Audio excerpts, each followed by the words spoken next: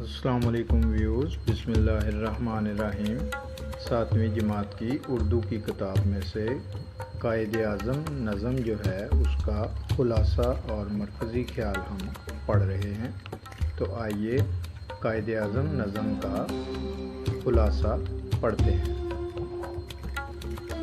اس نظم میں شاعر قائد اعظم کی خدمات کو سراہتے ہوئے خراج تحسین پیش کرتا ہے۔ قائد اعظم رحمۃ اللہ علیہ کی ذات کو موضوع بنا کر شاعر کہتا ہے کہ قائد اعظم کے خیال سے ہمارا دل خوش ہو جاتا ہے، ان کی ہمت سے ہم آزاد ہوئے اور ہمیں خوشیاں ملیں۔ ہمارا گلستان ان سے ہی آباد ہے۔ قائد اعظم رحمۃ اللہ علیہ کو مخاطب کرتے ہوئے شاعر کہتا ہے کہ ہم سو رہے تھے کہ تو نے ہمیں جگایا، ہم رستہ بھول گئے تھے کہ ہمیں رستہ بتایا۔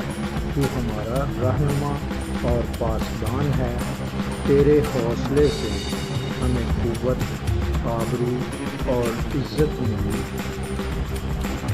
ہمارا قومی نشان تیرے ہی دم سے چمکا ہے، ہم جو قدم اٹھائیں اور جس طرف بھی جائیں تیری یاد آتی ہے، اور تجھ سے ہی ہمارا یہ قافلہ رواں تھا۔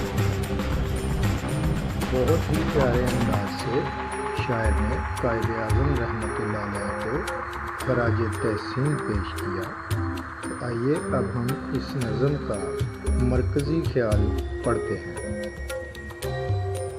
اس نظم میں شاعر قائد اعظم رحمۃ اللہ علیہ کو خراج عقیدت پیش کرتے ہوئے کہتا ہے کہ ہماری آزادی، آبرو اور عزت قائد اعظم کی مرہون منت ہے۔